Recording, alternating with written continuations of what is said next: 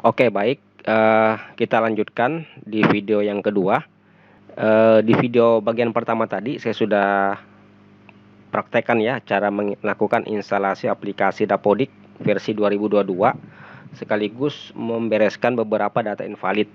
Nah, kemudian saya ingin menjawab beberapa pertanyaan beberapa teman ya. Ada yang menanyakan bagaimana misalnya di ini ya, contoh pengisian data Sapras ya. Ada yang bertanya bagaimana cara melakukan pengisian data Sapras ya, khususnya yang seperti yang invalid ini. Nah, ini intinya terdiri dari itu terletak di sini ya. Bapak Ibu bisa validasi lokal dulu, nanti kelihatan di sini ya, yang invalidnya apa dan ada di ruangan apa saja. Nah, di sini saya praktekkan di ruang kelas 6 ya. Nah, ini masuk ke alat dan angkutan. Nah, di sini pilih ruang kelas 6 ya. Nah, di sini akan kelihatan itu. Yang invalid itu karena jumlah totalnya belum diisi, jumlah like belum diisi dan yang rusak juga belum diisi. Nah, saya berikan contoh misalnya seperti AC ya, AC. AC ini kita pilih di AC di ruang kelas ini itu sudah dibongkar ya, dibongkar karena rusak. Jadi untuk menghapusnya ya, itu tidak bisa langsung dihapus di sini ya. Nah, pasti akan muncul seperti ini. Nah, cara menghapus alat yang sudah tidak dipakai ya dan memang sudah dibongkar ya, caranya masuk ke sini, klik AC ya, kemudian pilih menu aksi, kemudian di sini klik hapus pembukuan alat.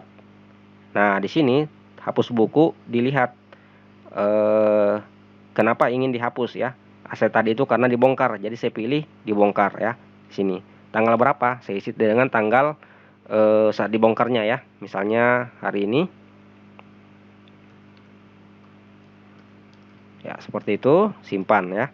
Nanti AC itu akan hilang ya di sini. Nah, bisa dilihat ya, AC sudah hilang. Kemudian kamera CCTV di ruang kelas ada ya, ada, hanya saja jumlahnya 1 ya. Jumlah like, jumlah bagus atau tidak, kondisinya sudah tidak bagus, sudah rusak, berarti jumlah like-nya saya isi 0 ya. Klik simpan dan tutup. Nanti bisa dilihat ya, ini kamera CCTV, jumlah totalnya 1, jumlah like 0, jumlah rusak 1 ya. Jadi jumlah rusak dan jumlah total, jumlah like dan jumlah rusak ini berpengaruh ya. Seperti itu. Oke, lanjut. Kemudian misalnya galon ya, ini karena di kelas itu ada jumlahnya 1, masih kondisi bagus, saya isi 1 ya.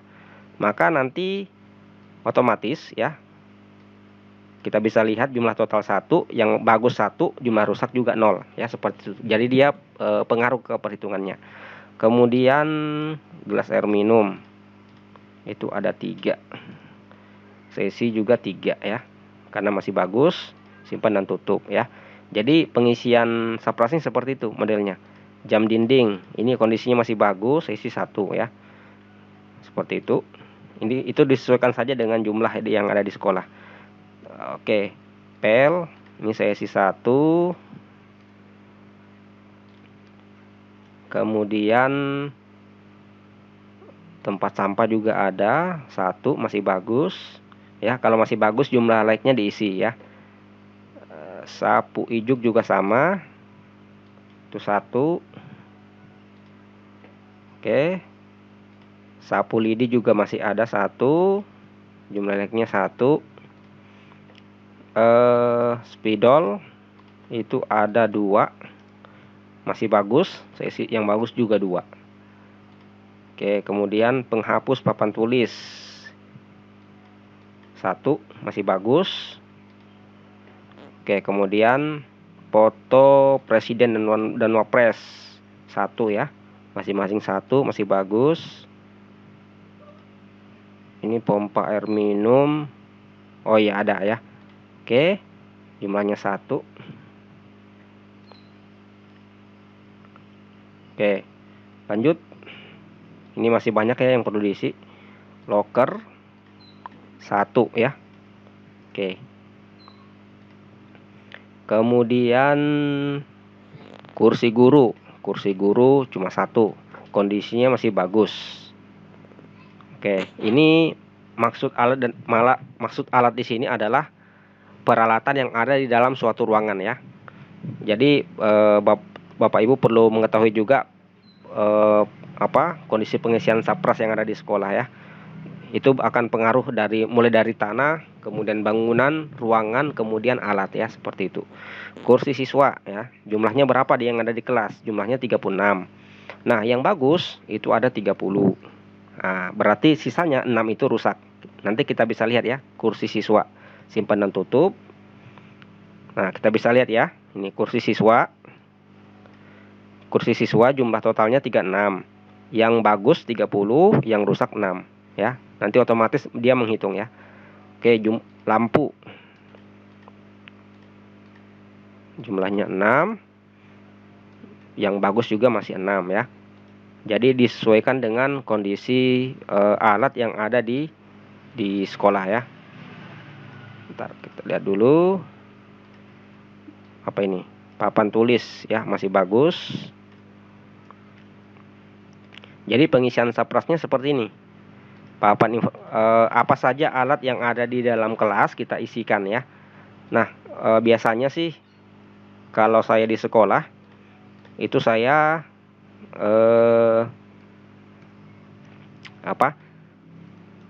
menghubungi bagian sapras ya.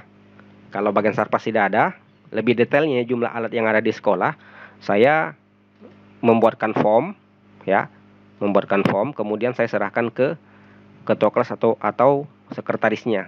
Jadi mereka yang menghitung atau menuliskan jumlah alat yang ada di kelasnya masing-masing ya. Oke, kipas angin ada 2.